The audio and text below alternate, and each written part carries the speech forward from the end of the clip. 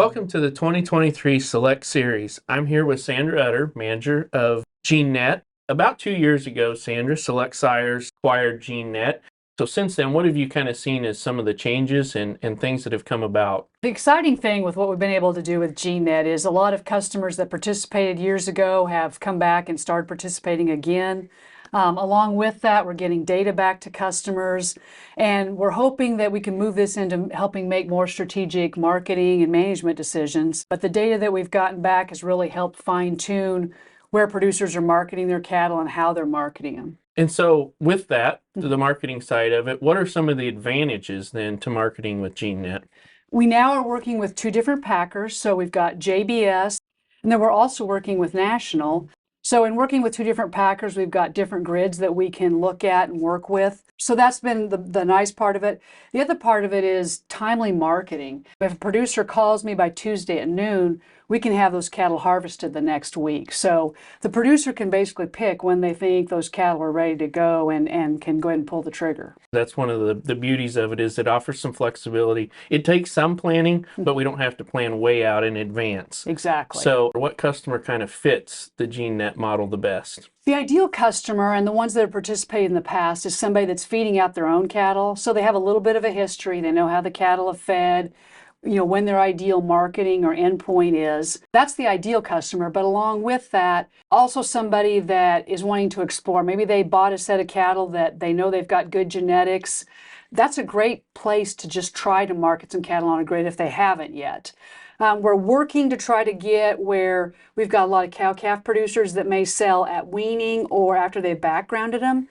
So trying to put together opportunities for them to either retain ownership or partner with a feedlot, and then along with that to be able to sell those calves with some kind of a known background, which is going to help the feedlot when they're wanting to market them to know what they've got.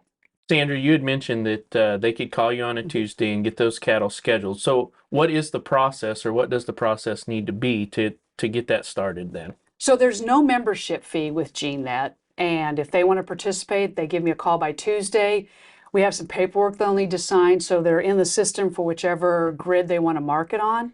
Then we schedule the cattle for the following week. If they're wanting to do tag transfer, they have to go in on a specific day. But if they don't want tag transfer, then we've got some flexibility, and then those cattle will be scheduled and harvested. Well, and you'd also mentioned that a lot of GeneNet customers had returned, and we've also developed some new customers as well. What have those customers learned from their experience with GeneNet? So an example of one of them, they've marketed cattle in the past, but we've looked at some of them that they've sent to the plant. And the beauty of when you're feeding out for a grid, most of the weight you put on at the end of the feeding period actually is left on the rail. It hangs on the carcass. So looking more and fine-tuning that optimum marketing time frame.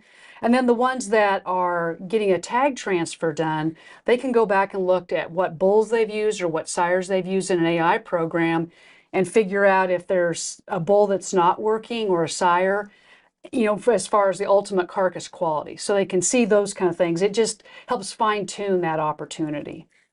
Yeah, so GeneNet's really starting to catch a little traction and momentum now and really moving forward. And so what are some of the latest developments that'll help customers? We've just signed a deal with Performance Livestock Analytics, which is a very good management software program for smaller feedlots that Zoetis owns, and they're getting ready to roll out with a cow-calf management software as well. But we're going to help them with the carcass data and reporting that back to their customers. So it helps us find customers and add value to those customers. Along with that, our customers have access or an opportunity to utilize their software. It kind of puts all of the pieces together.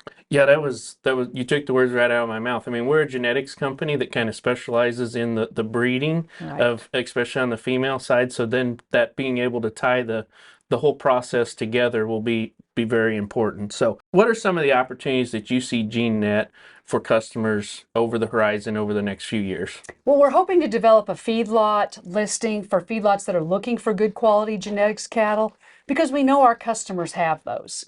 And being able to advertise or offer those cattle up, and then exposing our customers to the opportunity to market on a grid, to feed out their own cattle, because we know that we've got the most elite carcass lineup. We want to expose them to those opportunities.